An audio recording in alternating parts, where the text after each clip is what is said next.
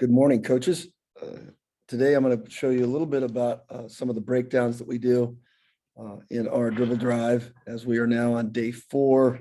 We've kind of put the whole part in, and now each day we might try to fine tune, do some real teaching in short little bursts, and then try to get it to a situation where our players really understand. And I think one of the biggest things in dribble drive is being able to understand when to lift out of the corner. So let's just talk about ones and twos. You know, this goes back to Wahlberg in the old days, and I know we always want to get to live. You know, early in the season for us, we're trying to build conditioning level. We're trying to build some things. We got a little bit older players than when I was in high school. So, you know, we know it's a marathon and not a sprint. So let's talk about what we're going to go through here. So we'll line up, and everybody to me is a 1 or a 2. And in this case, we're just going to start them out. And again, we'll talk about that lane line breakdown. And for us, for me personally, it's that kind of that free throw line extended and making a read on the corner defender. Again, for now, let's say we're working on our kick-ups. And again, you guys that are dribble drive familiar, that's Wahlberg's term. We've given everything numbers. If you're interested in my number system, shoot me an email, shoot me a text. All my info's on our dribble drive website. So again, we're going to lift our 2 on a kick up. And again, early on, we might put a garbage key on right there to make sure that we're getting positive kick ups. Very important concept in your dribble drive. And we're just going to fill out, and then we're going to go in here. And this is where we'll do our finishing series. You know, we're going to work, you know, a left foot, 1 foot floater. We'll work 2 foot floaters. We'll work reverse lay in. We'll work inside hand reverse.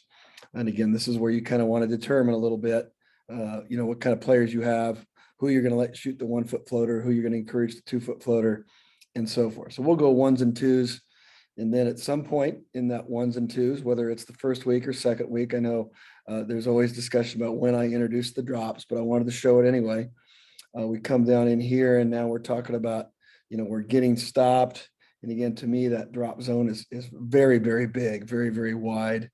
And again, we really follow the Greg Campy principles of ball protection when there's anybody really there harassing. So we'll get 10 toes to the sideline, and then we'll work our drop series, and we'll go from there. We'll work the drop, and then we'll kind of drag behind so they ever get caught. And then eventually from 1s and 2s, you know, you'll go 1s and 3s, you'll go 1s, 2s, and 4s, and just keep building that, adding players.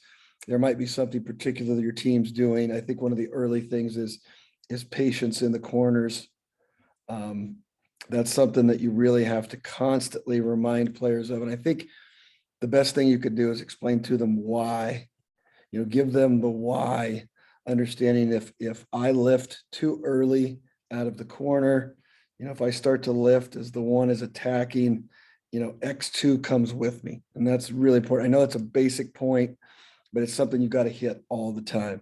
And what I think over time, what I found is that the more patient we can be in the corner, and then oftentimes the more we might be able to clear a player out, even, you know, the Wahlberg push, even in our man offense, oftentimes gives us a little bit more space, and then we might go from there. And again, just to wrap it up, you know, from 1s and 2s, you might do 1s and 3s, 1s and 4s, and work your relocation. You know, 1s and 5s, work your kickbacks. And again, I would not do all of these in one day. You might even just snip it like, you know, 3 to 5 minutes, 4 to 6 minutes of these.